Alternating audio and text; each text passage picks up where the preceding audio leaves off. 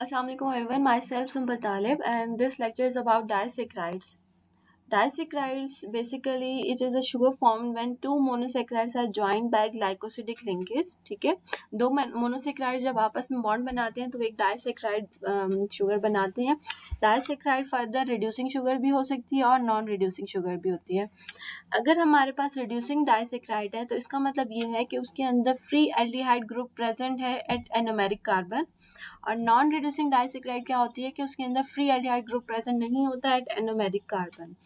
Anomeric carbon का क्या मतलब ये होता है कि carbon number 1 in aldehyde sugar and carbon number 2 in ketonic sugar is called as anomeric carbon. ठीक है, तो अगर एनोमेरिक कार्बन पे फ्री एल्डिहाइड ग्रुप प्रेजेंट होगा तो वो रिड्यूसिंग डाइसेक्राइड है. अगर उसमें फ्री एल्डिहाइड ग्रुप प्रेजेंट नहीं है तो वो नॉन रिड्यूसिंग शुगर है. रिड्यूसिंग डाइसेक्राइड में सबसे पहले हमारे पास एग्जांपल आ जाती है माल्टोज की. माल्टोज क्या होता है, दो शुगर यूनिट से मिलके बनता है. ठीक है, दो हमारे पास इसमें ग्लूकोज यूनिट होते हैं जिसके आपस में बॉन्ड फॉर्मेशन से हमारे पास माल्टोज ऑब्टेन होता है. ठीक है, माल्टोज को हम माल्ट शुगर भी कहते हैं. It has a free aldehyde group in at anomeric carbon, therefore इसके अंदर फ्री एल्डिहाइड ग्रुप प्रेजेंट होता है एनोमेरिक कार्बन के ऊपर. इस वजह से इसके अंदर ये जितनी भी रेड कलर में प्रॉपर्टीज शो हो रही हैं वो सारी इस वजह से हैं क्योंकि इसके अंदर फ्री एल्डिहाइड ग्रुप प्रेजेंट है. It exist in alpha and beta form. इसका मतलब ये है कि माल्टोज अल्फा और बीटा फॉर्म दोनों फॉर्म में प्रेजेंट होते हैं. अल्फा और बीटा फॉर्म्स बेसिकली इसके डिफरेंट एनोमर्स होते हैं. अगर हमारे पास माल्टोज अल्फा ग्लूकोज की वजह से बन रही है तो वो अल्फा माल्टोज हो गया, अगर बीटा ग्लूकोज की वजह से बन रही है तो बीटा माल्टोज. अल्फा और बीटा माल्टोज में होता ये है कि अल्फा ग्लूकोज में हमारे पास जो हाइड्रोक्सिल ग्रुप होता है एट कार्बन नंबर 1 वो डाउनवर्ड पोजीशन में होता है, हाइड्रोजन ऊपर की तरफ होता है. ठीक है, एच ऊपर होता है और ओ एच ग्रुप नीचे होता है. जबकि बीटा फॉर्म में कार्बन नंबर 1 पे हाइड्रोक्सिल ग्रुप ऊपर की तरफ होता है और हाइड्रोजन नीचे की तरफ होता है. ठीक है, तो ये मेन डिफरेंस है अल्फा और बीटा फॉर्म में. और माल्टोज हमारे पास अल्फा और बीटा दोनों फॉर्म में प्रेजेंट होता है. इसके अलावा इट एग्जिबिट्स म्यूटा रोटेशन. माल्टोज के अंदर म्यूटा रोटेशन भी होती है. म्यूटा रोटेशन बेसिकली ये होती है कि जब हम फ्रेशली प्रिपेयर करते हैं माल्टोज को तो इसके अंदर जो है ना ऑप्टिकल रोटेशन जो होती है ना वो चेंज हो जाती है. जो ऑप्टिकल रोटेशन की वैल्यू है ना वो फ्रेशली प्रिपेयर्ड माल्टोज की डिफरेंट होती है आफ्टर, और कुछ टाइम के बाद उसके अंदर जो है ना स्टेबलाइजेशन हो जाएगी तो उसकी ऑप्टिकल एक्टिविटी की जो वैल्यू है वो डिफरेंट हो जाएगी. तो फ्रेशली प्रिपेयर्ड में अगर ऑप्टिकल रोटेशन चेंज हो रही है तो उस प्रिंसिपल को, उस प्रोसेस को हम म्यूटा रोटेशन कहते हैं. It is reducing disaccharide. ठीक है, रिड्यूसिंग डाइसेक्राइड ऑफ कोर्स क्योंकि इसके अंदर एल्डिहाइड ग्रुप फ्री फॉर्म में प्रेजेंट है एट एनोमेरिक कार्बन. इसके अलावा इट गिव्स ऑक्सीजोन कॉल्ड माल्टोसाजोन. अच्छा, ऑक्सीजोन रिएक्शन माल्टोज देते हैं. ऑक्सीजोन ऐसे शुगर्स जो फिनाइल हाइड्रोजन के साथ रिएक्ट करके ऑक्सीजोन प्रोडक्ट बनाती हैं उनको कहते हैं ऑक्सीजोन शुगर्स. ठीक है, और माल्टोज हमारे पास ऑक्सीजोन रिएक्शन देता है और इसके रिएक्शन में हमारे पास जो ऑक्सीजोन बनता है उसको हम कहते हैं माल्टोसाजोन. जो ये हमारे पास एंड प्रोडक्ट बनता है ये रोज शेप में होता है, इस वजह से इसको रोजेट शेप कहते हैं. It is fermentable sugar due to alpha glycosidic bond. अच्छा, अगर हमारे पास बीटा ग्लाइकोसिडिक बॉन्ड होता तो ये फर्मेंटेबल शुगर ना होती, लेकिन इसके अंदर अल्फा ग्लाइकोसिडिक बॉन्ड है और ये फर्मेंटेबल शुगर है. इसका मतलब ये है कि ये बॉडी में इजीली फर्मेंटेशन इसके अंदर हो जाती है. और इसकी जो फर्मेंटेशन बेसिकली ये होता है, ब्रेक डाउन होती है in the absence of oxygen. ठीक है, ऑक्सीजन के एब्सेंस में भी वो चीज़ डाइजेस्ट हो जाती है. लेकिन और ये जो फर्मेंटेबल शुगर्स हैं फॉर एग्जांपल माल्टोज, इनके लिए ज़रूरी है कि उसके अंदर अल्फा ग्लाइकोसिडिक बॉन्ड हो. अगर बीटा ग्लाइकोसिडिक बॉन्ड होगा तो वो फर्मेंटेबल शुगर्स नहीं होंगी. It is produce during digestion of starch. Starch की डाइजेशन से हमारे पास माल्टोज प्रोड्यूस होता है. स्टार्च बेसिकली हमारे पास पॉलीमर होता है जिसके अंदर हमारे पास मल्टीपल ग्लूकोज सब यूनिट्स होती हैं. ठीक है, तो जब ग्लूकोज सब यूनिट इसमें होते हैं और माल्टोज में भी हमारे पास दो सुक्रोज ग्लूकोज यूनिट होते हैं तो ऑफकोर्स स्टार्च की ब्रेक डाउन से, इसके डाइजेशन से हमारे पास माल्टोज ऑब्टेन्ड होगा. It is hydrolysed bye acids and in human intestine bye maltase enzyme. Maltose जो होता है वो एसिड के थ्रू हाइड्रोलाइज हो सकता है. इसके अलावा माल्टेज एंजाइम के थ्रू डाइजेस्ट होता है जो कि ह्यूमन इंटेस्टाइन में प्रेजेंट होता है. ठीक है, lactose is a milk sugar with free aldehyde making it a reducing disaccharide. ठीक है। लैक्टोज क्या है, रिड्यूसिंग डाइसेक्राइड है, जिसमें हमारे पास एल्डिहाइड ग्रुप एनोमेरिक कार्बन पे जो है ना फ्री फॉर्म में प्रेजेंट होता है, फ्री एल्डिहाइड प्रेजेंट होता है इसमें लैक्टोज में। जब फ्री एल्डिहाइड होता है वो क्या होता है, वो इजीली दूसरे ग्रुप्स के साथ बॉन्ड बना सकता है, ठीक है, जो इस वजह से इनको हम कहते हैं रिड्यूसिंग शुगर्स, ठीक है। मिल्क शुगर इसको हम इसलिए कह रहे हैं क्योंकि ये मिल्क में प्रेजेंट होती है। इसके अलावा लैक्टासोजा जोन जो फॉर्मिंग है and having alpha and beta form. अब रिड्यूसिंग सैकेराइड है, इस वजह से ये इसकी अल्फा और बीटा फॉर्म दोनों इस फॉर्म में ये प्रेजेंट होती है। और लैक्टोसा जोन रिएक्शन भी देती है। लैक्टोसा जोन रिएक्शन अभी मैंने आप लोगों को जैसे बताया था, ऐसे शुगर्स जो कि फिनाइल हाइड्रोजन के साथ रिएक्शन देके लैक्टोसा जोन प्रोडक्ट बनाते हैं उनको हम लैक्टोसा जोन फॉर्मिंग शुगर्स कहते हैं। अब इसमें जो हमारे पास प्रोडक्ट बनेगा ना, ऑसोजोन प्रोडक्ट जो बनता है वो पफ लाइक होता है, ठीक है, और ये लैक्टोसाजोन रिएक्शन देगी, ठीक है। जैसे पीछे हमने पढ़ा था कि हमारे पास रोजेट शेप में जो है ना ऑसोजोन बनता है, यहाँ पे पफ शेप में ऑसोजोन बनेगा और इस ऑसोजोन का हम लैक्टोसाजोन कहेंगे क्योंकि लैक्टोज की रिएक्शन होता है with phenyl hydrogen. It is digestible by lactase into glucose and galactose. Lactase enzyme जो होता है ना वो इसको डाइजेस्ट करता है और इसकी डाइजेशन से हमें ऑब्टेन्ड होता है ग्लूकोज और गैलेक्टोज। ग्लूकोज और गैलेक्टोज क्यों ऑब्टेन्ड हो रहा है, क्योंकि जैसे मैंने आप लोगों को पहले बताया लैक्टोज की फॉर्मेशन किस तरह से होती है, दो मोनोसेक्राइड्स ग्लूकोज और गैलेक्टोज के आपस में बॉन्डिंग होती है, उस बॉन्डिंग के ग्लाइकोसिडिक बॉन्ड के फॉर्मेशन के बाद जो है ना हमारे पास लैक्टोज ऑब्टेन्ड होता है। तो ऑफ कोर्स जब उसकी ब्रेकेज होगी, डाइजेशन होगी, तो यही दोनों जो मॉलिक्यूल्स है ना वो रिलीज होंगे। It is excreted in urine of pregnant and lactating female, ठीक है। It is the most suitable sugar for baby feeding as a sweetener for milk, ठीक है। बेबी फीडिंग के लिए लैक्टोज शुगर यूज होती है और as a sweetening for babies use कर सकते हैं। ये इतनी ज्यादा स्वीट शुगर नहीं होती जिसकी वजह से so that the baby can nurse a large amount of mother milk without getting his apatite loss, ठीक है। इतनी ज़्यादा स्वीट शुगर नहीं होती जिसका फ़ायदा ये है कि बेबी जो है ना वो इजीली मदर फीड पे रह सकता है और अपनी जो है ना उसकी एपेटाइट लॉस नहीं होती, ठीक है। अगर हमारे पास स्वीट शुगर्स होंगे इसकी वजह से एपेटाइट लॉस हो सकती है। Because it has a beta glycosidic linkage, it is non-fermentable sugar, so it does not form gases and not cause colic into the patient infants। अच्छा, होता क्या है, जो हमारे पास इन्फेंट्स होते हैं, इन्फेंट्स में क्या होता है कि हमारे पास जो हम जब उनको लैक्टोज शुगर दी जाती है तो लैक्टोज शुगर का फ़ायदा ये है कि ये शुगर जो होती है वो नॉन फर्मेंटेबल होती है क्योंकि ये बीटा ग्लाइकोसिडिक लिंकेज की वजह से, बीटा ग्लाइकोसिडिक बॉन्ड की वजह से फॉर्म होती है। अब नॉन फर्मेंटेबल शुगर का मतलब ये है कि ये बॉडी में डाइजेस्ट नहीं होती, फर्मेंटेशन इसकी नहीं होती in the absence of oxygen, ठीक है।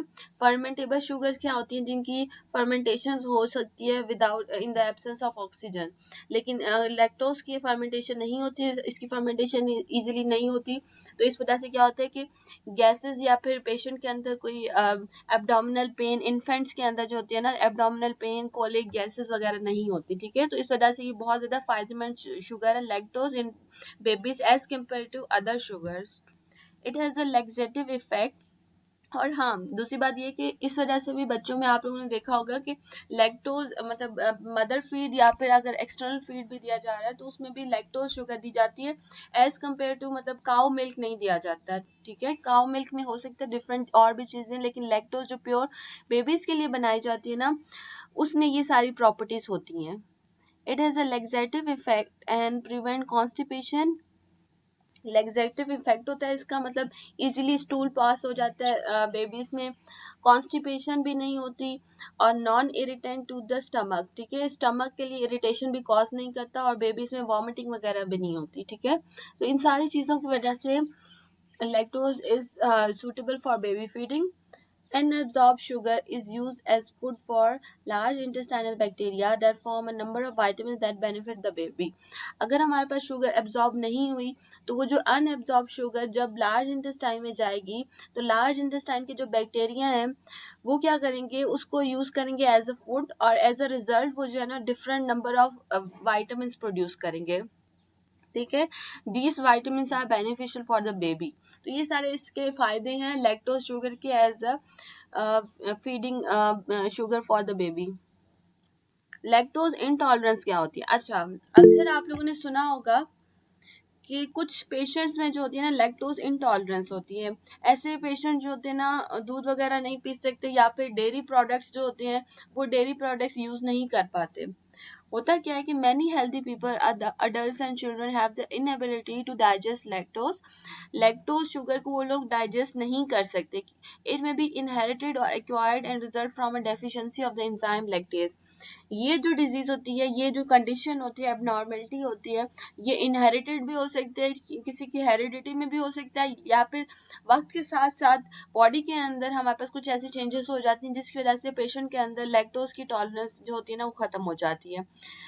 ये क्यों होता है? क्योंकि जो हमारे पास एंजाइम होता है ना लैक्टेज एंजाइम, जो कि इसको डाइजेस्ट करवाता है लैक्टोज को, वो एंजाइम जो ना उसकी डेफिशिएंसी बॉडी में हो जाती है, ठीक है, उसकी कमी हो जाती है।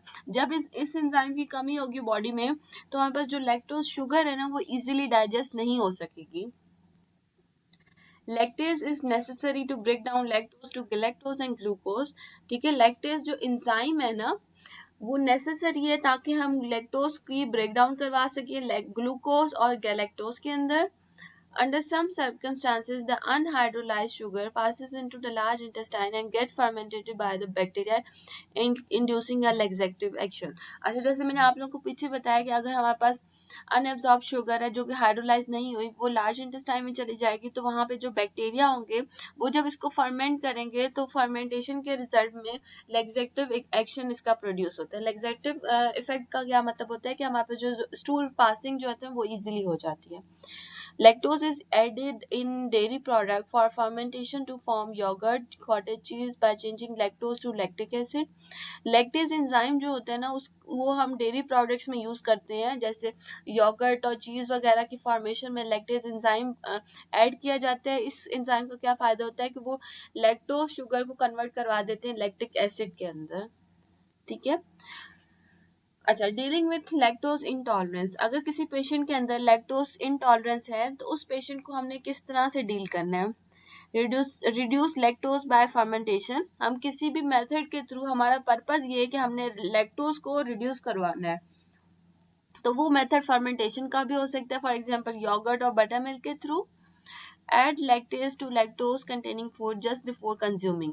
अच्छा, अब बॉडी के अंदर लैक्टेज की कमी है ना, तो जिसकी वजह से हमारे पास जो लैक्टोज कंटेनिंग फूड है वो डाइजेस्ट नहीं होता, तो अब हमने क्या करना है, ऐसे पेशेंट में लैक्टेज एंजाइम जो है ना वो हम ऐड कर सकते हैं। उनके जितने भी फूड है जिसमें लैक्टोज प्रेजेंट है उस फूड के अंदर हम लैक्टेज को ऐड करके फिर वो फूड हम पेशेंट को दे सकते हैं। इसके अलावा क्या होता है, एक और नोवल टेक्नोलॉजी है। नॉवल का मतलब होता है कोई न्यू कोई चीज हो ना, कोई नई टेक्नोलॉजी, तो उसको हम कहते हैं नॉवल, एडवांस और new technology. Add live yogurt cultures to refrigerated milk.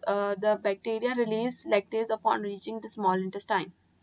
अच्छा, इसमें क्या होता है इस टेक्नोलॉजी में कि हम जो लाइव योगर्ट कर, मतलब योगर्ट आप स्पून से थोड़ा सा योगर्ट लोगे और जो आपके पास मिल्क प्रेजेंट होगा ना, रेफ्रिजरेटेड मिल्क आपने जो फ्रिज में रखा होगा, अपने मिल्क के अंदर आप उस योगर्ट के कल्चर को डाल लोगे।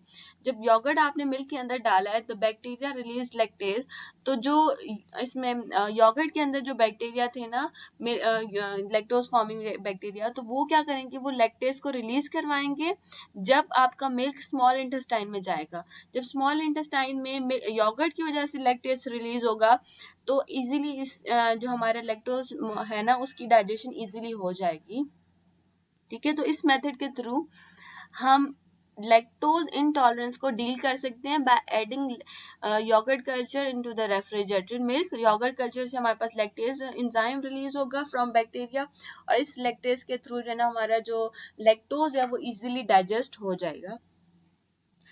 इसके अलावा रिड्यूस लैक्टोज टू लैक्टिटोल, हम ये जो है ना लैक्टोज को रिड्यूस करवा सकते हैं, इसकी रिडक्शन करवा सकते हैं लैक्टिटोल में, मतलब इसके अल्कोहल फॉर्म करवा देंगे।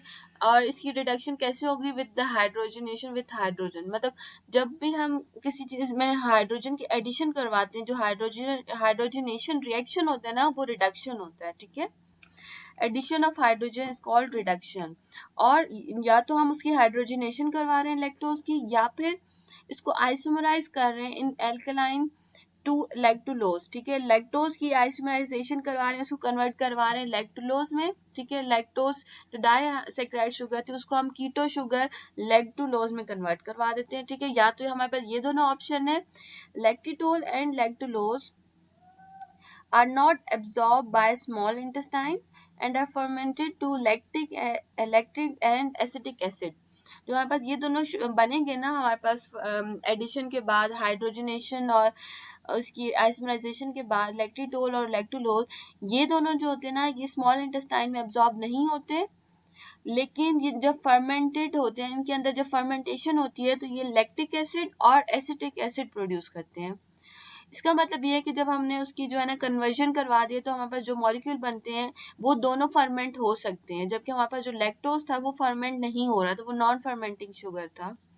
The water attracting property of these acids softens stool and facilitate bowel function, ठीक है। जो हमारे पास ये लैक्टिक एसिड और एसिटिक एसिड प्रोड्यूस हुए हैं ना, इनकी प्रॉपर्टीज ये हैं कि ये वाटर को अट्रैक्ट करते हैं। वाटर अट्रैक्शन से क्या होगा कि स्टूल पासिंग जो है ना वो इजीली हो सकेगी, लैक्सेटिव इफेक्ट शो करते हैं। अच्छा, इसके बाद हमारे पास आती है non reducing disaccharides. Non reducing disaccharides में हमारे पास फर्स्ट शुगर है सुक्रोज। नॉन रिड्यूसिंग डाइसैकेराइड्स वो होते हैं जिनमें फ्री एल्डिहाइड ग्रुप प्रेजेंट नहीं होता। It is stable sugar and sugar of cane and molasses and is formed of alpha glucose linkage to beta fructose by alpha beta 1,2 linkage. It is a fermentable sugar। अच्छा, जो sucrose है ना इसको हम table sugar भी कहते हैं या फिर शुगर ऑफ केन शुगर भी कहते हैं, जो कि मोलेसिस से ऑब्टेन्ड होती है। It is formed of alpha glucose. अच्छा, शुगर के अंदर हमारे पास ग्लूकोज और फ्रुक्टोज मॉलिक्यूल होते हैं और इसके अंदर जो ग्लाइकोसिडिक बॉन्ड बनता है वो होता है अल्फा बीटा 1,2 ग्लाइकोसिडिक बॉन्ड, और ये फर्मेंटेबल शुगर है। बॉडी के अंदर ये इजीली फर्मेंटेशन इसके अंदर हो जाती है। The two anomeric carbon 1 of glucose and carbon 2 of fructose are involved in the linkage, no free groups, so it is। अच्छा, जो एनोमेरिक कार्बन होते हैं, जो कि एनोमेरिक कार्बन क्या होते हैं कि carbon number 1 in aldehyde sugar को हम एनोमेरिक कहते हैं और carbon number 2 in ketonic sugar को हम एनोमेरिक कार्बन कहते हैं। तो ग्लूकोज हमारे पास एल्डिहाइड शुगर है और फ्रुक्टोज हमारे पास कीटोनिक शुगर है। तो कार्बन ग्लूकोज का कार्बन नंबर 1 और जो फ्रुक्टोज का कार्बन नंबर 2 होता है ना वो इन्वॉल्व होते हैं लिंकेज में, क्योंकि इनके अंदर जो होता है ना कोई फ्री ग्रुप प्रेजेंट नहीं होता। अच्छा, अब कार्बन नंबर 1 और ग्लूकोज का और कार्बन नंबर 2 जब आपस में रिएक्ट करेंगे, ग्लाइकोसिडिक बॉन्ड बनाएंगे, तो ऑफ कोर्स कोई भी हमारे पास ग्रुप प्रेजेंट नहीं हो, फ्री ग्रुप प्रेजेंट नहीं होगा। एल्डिहाइड ग्रुप और कीटोनिक ग्रुप दोनों प्रेजेंट नहीं होंगे फ्री, इस वजह से हम इसको कहते हैं नॉन रिड्यूसिंग शुगर। अब इसकी वजह से क्या है, अगर ये नॉन रिड्यूसिंग शुगर है, फ्री कार्बन हमारे पास फ्री एल्डिहाइड ग्रुप प्रेजेंट नहीं है, तो इसके क्या प्रॉपर्टीज होगी कि फर्दर ये नॉन रिड्यूसिंग शुगर हो जाएगा, ठीक है। इसमें ऑक्सीजन रिएक्शन नहीं होगा। ऑक्सीजन रिएक्शन मैं अगेन रिपीट कर देती हूँ कि ये जो शुगर है ये फिनाइल हाइड्रोजन के साथ रिएक्शन नहीं करेगी तो ये ऑक्सीजन प्रोडक्ट नहीं बनाएगी। और ये नॉन म्यूटारोटेटिंग होती है। नॉन म्यूटारोटेटिंग का मतलब ये है कि जो इस शुगर को जब हम फॉर्म करते हैं तो इसमें ऑप्टिकल रोटेशन में कोई चेंजेस नहीं आती, ठीक है। जैसे म्यूटर रोटेशन में क्या होते हैं, म्यूटर रोटेटिंग शुगर्स वो होती हैं जिनको हम फ्रेशली प्रिपेयर करते हैं तो उनके अंदर ऑप्टिकल रोटेशन जो होती है ना वो चेंज होती है फ्रेशली प्रिपेयर्ड शुगर में, जबकि सुक्रोज में ऐसा नहीं होता। दे नॉट हैविंग अल्फा और बीटा फॉर्म, सुक्रोज की अल्फा और बीटा फॉर्म भी नहीं होती, ठीक है। It is dextro rotated sugar when it is hydrolyzed by sucrase enzyme। इस ये सुक्रोज जो होती है ना वो डेक्स्ट्रोरोटेटरी शुगर होती है। डेक्स्ट्रोरोटेटरी का मतलब ये होता है कि जब ऑप्टिकल एक्टिविटी इस शुगर की हम चेक करते हैं तो ये प्लेन पोलराइज लाइट को राइट और क्लॉकवाइज डायरेक्शन में जो है ना रोटेट करवाती है, तो इस वजह से हम इसको डेक्स्ट्रोरोटेटरी शुगर कहते हैं। when it is hydrolyzed by sucrase enzyme, जब हम इसको सुक्रेज एंजाइम से हाइड्रोलाइज करवाएंगे या फिर एसिडिक हाइड्रोलिसिस करवाएंगे with HCl, the mixture of sugar produce is levorotatory. अच्छा, इसमें मजे की बात यह है कि शुगर सुक्रोज जो होती है ना वो इटसेल्फ डेक्स्ट्रोरोटेटरी होती है, लेकिन जब हम उसकी हाइड्रोलिसिस करवा देंगे तो हाइड्रोलिसिस के बाद जो शुगर का मिक्सचर प्रोड्यूस होगा ना वो शुगर का मिक्सचर जो होता है ना वो लिवोरोटेटरी होता है, ठीक है। हाइड्रोलिसिस से पहले सुक्रोज डेक्स्ट्रोरोटेटरी होती है, और हाइड्रोलिसिस के बाद ये जो होती है ना, ये लिवोरोटेटरी होती है। इस वजह से इसको इन्वर्ट शुगर भी कहा जाता है, ठीक है। क्यों? क्योंकि this is because the levorotatory power of the fructose cancels the dextrorotatory power of the glucose since they are at equal proportion in the product. This is why this sugar is called as invert sugar. अच्छा, हमारे पास जो sucrose molecule होता है, sucrose sugar किस तरह से form होते हैं? एक ग्लूकोज मॉलिक्यूल और एक फ्रुक्टोज मॉलिक्यूल, इन दोनों के कॉम्बिनेशन से अल्फा बीटा 1,2 ग्लाइकोसिडिक बॉन्ड बनता है, और इस बॉन्ड के थ्रू हमारे पास सुक्रोज मॉलिक्यूल बनता है।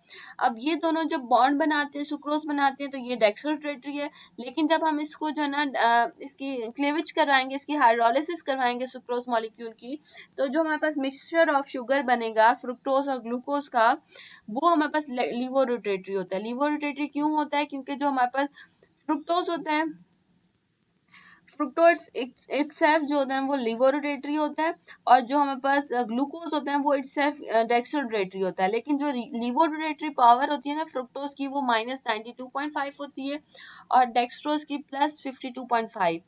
तो इन दोनों को जब हम बैलेंस आउट करेंगे तो स्टिल हमारे पास 92.5 ज़्यादा है और 52.5 कम है। तो आपके पास इनको जब हम कैंसिल आउट करेंगे 52.5 और 92.5 को, हमारे पास पीछे जो है ना कुछ जो है ना लिवोरोटेटरी पावर रह जाएगी, क्योंकि 92.5 ज़्यादा है और 52.5 कम है, और ये दोनों इक्वल प्रोपोर्शन में होते हैं। तो इक्वल प्रोपोर्शन में +52.5, तो फ्रुक्टोज के -52.5 को तो ये कैंसिल आउट कर देगा, लेकिन पीछे आपके पास स्टिल कुछ ना कुछ 40 समथिंग -40 लिवोरोटेटरी पावर रह जाएगी। इस वजह से जो हमारे पास मिक्सचर ऑफ शुगर पीछे बन जाता है ना, वो इटसेल्फ लिवोरोटेटरी होता है, जिसको हम इन्वर्ट शुगर कहते हैं, ठीक है। Sucrase enzyme is therefore also called invertase enzyme. Sucrase enzyme को जो है ना इन्वर्टेज एंजाइम भी कहा जाता है, क्योंकि ये सुक्रेज एंजाइम क्या करवाता है? ये हाइड्रोलिसिस करवाता है सुक्रोज मॉलिक्यूल की, और सुक्रोज मॉलिक्यूल की हाइड्रोलिसिस से हमें क्या मिल रहा है? इन्वर्ट शुगर मिल रही है। तो इस वजह से हम इस एंजाइम को इन्वर्टेज एंजाइम भी कहते हैं। डिफरेंसेस क्या है शुगर सुक्रोज मॉलिक्यूल में और इन्वर्ट शुगर में? सुक्रोज शुगर क्या होती है? It is formed of alpha glucose and beta fructose linked by 1,2 linkage glycosidic bond. जबकि जो इन्वर्ट शुगर होती है, it is an equimolar mixture of free alpha glucose and beta fructose. Invert sugar क्या होती है? ये हाइड्रोलिसिस ऑफ सुक्रोज से obtained होती है, ठीक है। इसके सुक्रोज की जब हम डाइजेशन करवा देंगे, इसकी ब्रेक डाउन करवाएंगे, तो जब हमें इन्वर्ट शुगर ऑब्टेन्ड होती है, वो इक्विमोलर मतलब सेम मोलर होता है, अल्फा ग्लूकोज का भी और बीटा फ्रुक्टोज का भी सेम अमाउंट में ये प्रेजेंट होती है, और इस मिक्सचर को हम कहते हैं इन्वर्ट शुगर। इन्वर्ट शुगर क्यों कह रहे हैं? क्योंकि ये लिवोरोटेटरी है, और ये सुक्रोज होता है वो डेक्स्ट्रोरोटेटरी है। ऑप्टिकल एक्टिविटी सुक्रोज की डेक्स्ट्रोरोटेटरी है, मतलब ये प्लेन पोलराइज लाइट के एंगल को क्लॉकवाइज डायरेक्शन में मूव करवाएगी, जबकि इन्वर्ट शुगर जो है ये प्लेन पोलराइज लाइट के डायरेक्शन को एंटी क्लॉकवाइज मूव करवाएगी। रिड्यूसिंग एबिलिटी ये है कि sucrose is non reducing sugar, क्योंकि इसमें एल्डिहाइड या कीटोनिक ग्रुप फ्री फॉर्म में प्रेजेंट नहीं होता। क्यों फ्री फॉर्म में प्रेजेंट नहीं होता? क्योंकि कार्बन नंबर 1 और कार्बन नंबर जो होता है इसका ग्लूकोज का, और कार्बन नंबर 2 जो होता है फ्रुक्टोज का, दोनों बॉन्ड फॉर्म करते हैं ग्लाइकोसिडिक बॉन्ड। ये दोनों जब बॉन्ड फॉर्म करेंगे तो पीछे आपके पास एल्डिहाइड और फ्री कीटोनिक ग्रुप जो होता है ना फ्री फॉर्म में प्रेजेंट नहीं होता। जबकि इन्वर्ट शुगर जो होती है वो रिड्यूसिंग शुगर होती है। There are free aldehyde and ketonic groups, क्योंकि ये सिर्फ मिक्सचर ऑफ शुगर है ना, ये इसका आपस में बॉन्ड नहीं बना होता, तो इसमें फ्री एल्डिहाइड ग्रुप और कीटोनिक ग्रुप प्रेजेंट होते हैं। तो आप यहाँ पे देख सकते हैं कि दोनों की प्रॉपर्टीज बिल्कुल इन्वर्ट हैं, ठीक है। डाइजेशन सुक्रोज जो होती है ना, it need digestion by the enzyme sucrase, ठीक है। सुक्रेज एंजाइम इसकी डाइजेशन करवाता है। इन्वर्ट शुगर की फर्दर कोई डाइजेशन नहीं होती, क्योंकि जब ये ऑब्टेन्ड होती हैं तो इस मिक्सचर के अंदर दोनों जो होते हैं ना मोनोसेक्राइड्स प्रेजेंट होते हैं। मोनोसेक्राइड्स इसके अंदर फर्दर डाइजेशन नहीं होगी। सुक्रोज के दूसरे नाम क्या है? इसको केन शुगर भी कहते हैं और टेबल शुगर भी कहते हैं। जबकि इन्वर्ट शुगर जो होता है इसको बीज हनी भी कहते हैं एंड इन्वर्ट शुगर भी कहते हैं, ठीक है। इसके अलावा हमारे पास है trehalose. It is formed of 2 alpha glucose unit linked by alpha 1,1 glycosidic linkage, ठीक है। इस ट्री हेलोज में हमारे पास 2 ग्लूकोज यूनिट्स होते हैं, और ये दोनों ग्लूकोज यूनिट जो होते हैं ना अल्फा 1 ग्लाइकोसिडिक बॉन्ड बनाते हैं, ठीक है। एक ग्लूकोज का भी कार्बन नंबर 1 दूसरे ग्लूकोज के कार्बन नंबर 1 के साथ बॉन्ड बनाते हैं। It is present in highly toxic lipid extracted from the Mycobacterium tuberculosis. जो हमारे पास माइकोबैक्टीरियम ट्यूबरक्लोसिस हमारे पास बैक्टीरिया होता है ना जो कि टीबी कॉज करता है, ये उसके अंदर प्रेजेंट होता है, उसकी लिपिड से हम इसको एक्सट्रैक्ट करते हैं, ठीक है। माइकोबैक्टीरियम ट्यूबरक्लोसिस के जो लिपिड प्रेजेंट होते हैं ना, उस लिपिड के अंदर से हम इसको एक्सट्रैक्ट करते हैं, विच इज हाईली टॉक्सिक, ठीक है। इसके अलावा हमारे पास ट्राइसेक्राइड है। ट्राइसेक्राइड मतलब 3 कार्बन कंटेनिंग होगा, 3 मोनोसेक्राइड्स इसके अंदर प्रेजेंट होंगे, जिसके अंदर फॉर एग्जांपल रेफिनोज एक एग्जांपल है, which is present in molasses, ठीक है। शुगर केन की जो मोलेसिस होती है उसके अंदर ये प्रेजेंट होता है। It is trisaccharide formed of 1 unit of each glucose, galactose और फ्रुक्टोज, ठीक है।